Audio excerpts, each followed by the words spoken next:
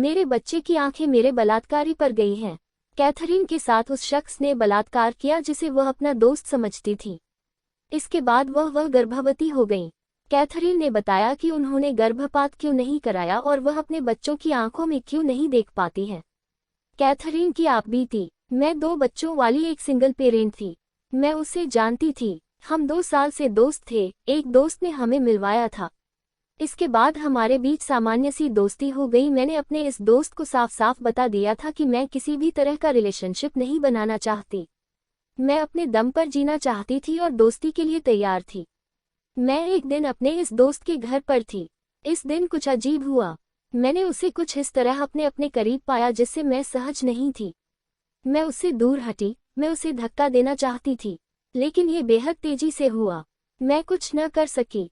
मैं डर की वजह से सन्न रह गई। मैंने आगे विरोध नहीं किया।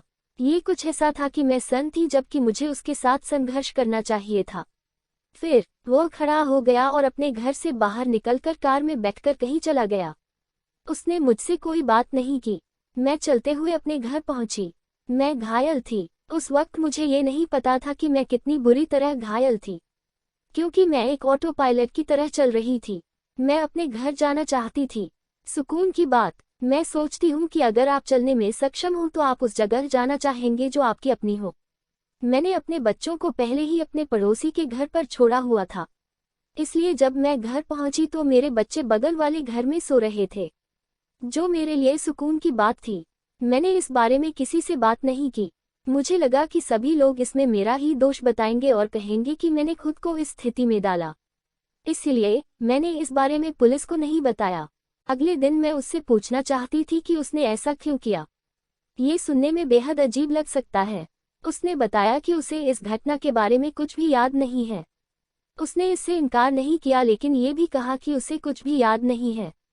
लेकिन उसने कभी भी नहीं कहा कि ये सच नहीं था। मैंने किसी तरह की प्रतिक्रिया नहीं दी।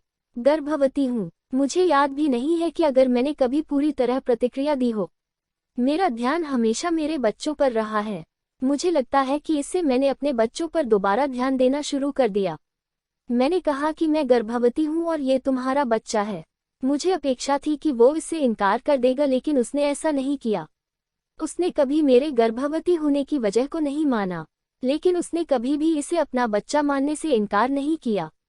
मैंने गर्भपात कराने पर विचार नहीं किया, जबकि मैं जानती थी कि ये एक विकल्प है।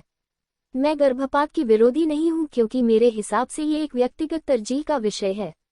लेकिन मुझे लगा कि 2 बच्चों के रहते हुए तीसरे अनचाहे बच्चे के आने से होने वाली तकलीफ गर्भपात कराने के बाद होने वाले दुख से कम होगी।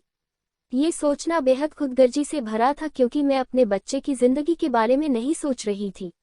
मैं गर्भपात के मुद्दे पर नैतिक रूप से नहीं सोच रही थी। बच्चे के साथ जीना। मैं सोच रही थी कि रेप और गर्भपात के साथ जीने की अपेक्षा रेप और बच्चे के साथ जीना बेहतर रहेगा। मेरे साथ मेरा परिवार नहीं था। जब लोगों को पता चला कि मैं गर्भवती हूँ, सिंगल हूँ और गर्भवती होने का कारण नहीं बता रही हूँ, तो लोगों ने मेरे बारे में राय बनाना शुरू कर दिया। मुझे पता चला कि लोगों ने मेरे बारे में तरह तरह की बातें करनी शुरू कर दी है। ये सब सुनना बेहद कष्टप्रद था, क्योंकि मैं लोगों को ये नहीं बताना चाहती थी कि मेरा रेप हुआ है। उस वक्त दूसरा विकल्प ये था कि मैं लोगों को बताऊं कि ये वन नाइट स्टैंड की वजह से हुआ है।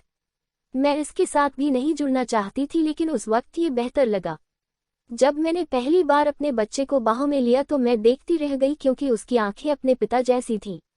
वह जैसे जैसे बड़ा हुआ तो उसकी आंखें अपने पिता जैसी लगने लगी हैं। और बलात्कार के बारे में जो चीज़ सबसे ज्यादा याद है तो वो आंखें हैं। पिता के बारे में जानना। उसकी और मेरे बच्चे की आंखें बेहद बड़ी और प्रभावशाली आंखें हैं।